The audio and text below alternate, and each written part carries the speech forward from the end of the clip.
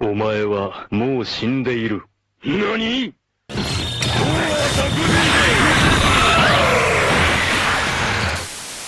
Greetings gamers, welcome to my channel. Having the privilege of being the poster child of Starlight Re Volver is no easy feat.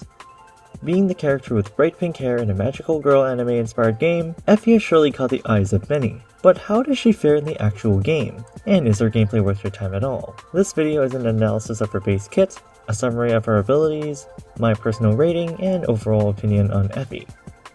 So grab your Nimbus hammer and let's hop right in. Effy, also known as Revolver Model Number 13 Renegade, comes from the outskirts of Nishi Island. Her signature weapon is the Nimbus Hammer, which is a giant sledgehammer that also doubles as a flying Nimbus. Using that sledgehammer of hers, she takes on the playstyle of an in-your-face brawler, bravely rushing towards the enemy. Since she is technically the first character of the game, Effy's stats set the baseline for the other characters. At base, Effy has 150 HP and 80 mana. Comparing HP with other playable characters so far, it's not even close. As for mana, it's also not even close. Kicking things off with her basic attack. It is a 4-hit attack string consisting of a left swing, right swing, another left swing, and then a downward smash, with each hit doing more damage than the last. Just like how you would imagine, a sledgehammer is indeed a heavy weapon. Performing the entire attack chain takes a noticeable amount of time. Despite the 4th basic attack being able to hit enemies the hardest, the additional damage you get from it doesn't seem to outweigh the benefits you get from cancelling the attack chain early. Being able to dodge enemies' attacks instead of being stuck in animation allows you to more effectively preserve the most important resource of any human being: health. Being so close to the enemy also means being an easier target. The main issue with her 4th hit is the long wind-up for a mediocre amount of damage. With that said, Effy's 4th basic attack isn't entirely useless, and the damage is sufficient to carry you through the first few stages. It unfortunately falls into being high risk and low reward, and you're better off cancelling the attack chain after the 3rd hit with your dash or ability, and do the first 3 hits again to deal about the same amount of DPS, with a much lower risk of compromising your survival. Speaking of dash, Effy's dash has exceptional mobility, being able to strafe when you tap, and surf when you hold. While surfing, you are able to glide through the enemy with no penalties, and it even does a whopping 1 damage. This dash can be used for both offense and defense. You can surf right into the enemy and start balling, or surf out of the carnage to avoid getting hit. Or both. As of the day of recording, Effy has a total of 15 abilities, 8 of which are skilled with physical damage, 4 of them with magical damage, and 3 are defensive. High Striker charges up and gives Effy a brief attack increase, then delivers a powerful swing, dealing more physical damage if you let go at the perfect time. Can't Stop Me provides Effy a brief shield that can parry enemy attacks. On successful parry, the shield explodes, dealing physical damage and stuns damaged enemies. Relentless is a passive ability that enhances Effy's basic attack, increasing physical damage and applying 1 stack of vulnerability per hit. When reaching 5 stacks, the enemy is stunned. Bunny Hop lets Effy jump into the air and become immune to damage. She then slams down at the enemy, dealing physical damage and stuns them. Get Pumped gives Effy a shield that reduces incoming damage. Upon releasing, she explodes and deals physical damage, scaled by the damage reduced by the shield. Gate Crasher charges Effy forward, sweeps and gathers enemies, then Effy dunks on them. Damage reduction effects are also doubled for a short duration afterwards. Nimbus Parade is a powerful chargeable swing that stuns. The attack increases in size and physical damage the longer the charge. During the charge, Effy gets damage reduction. Nimbus Tornado is also a chargeable swing that stuns, and the area increases the longer the charge.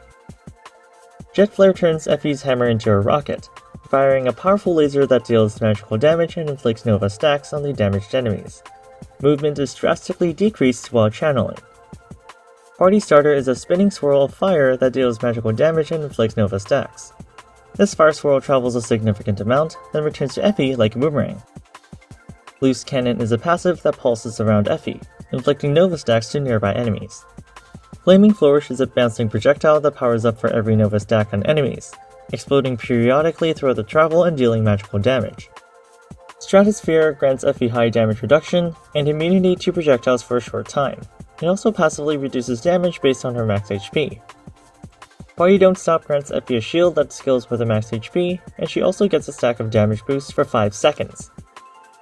Nimbus Encore. I was never able to obtain this ability during the playtest, nor was I able to find any footage of this ability, so take this with a grain of salt. Supposedly, it is a legendary skill that gives her a shield and does damage.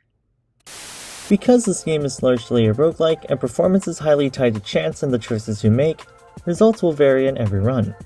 My approach to rating is based on the consistency of performance based on multiple runs, and it will be split into 4 categories on a scale of 1 to 5.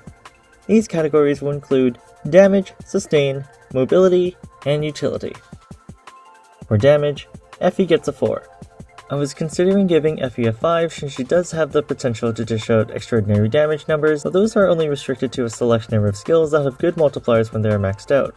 Even though Effy has twice the amount of physical skills and magical skills, a lot of them are underwhelming in isolation. Skills like Stratosphere, Can't Stop Me, and Get Pumped are designed to be used in tandem, compared to the magical skills that have a very consistent performance by themselves. Her legendary skills are explosive, but the high cooldown forces you to be lucky with getting cooldown reduction charms. Otherwise, it becomes difficult to contribute damage after a single burst. Next is Sustain. Effy gets a 3.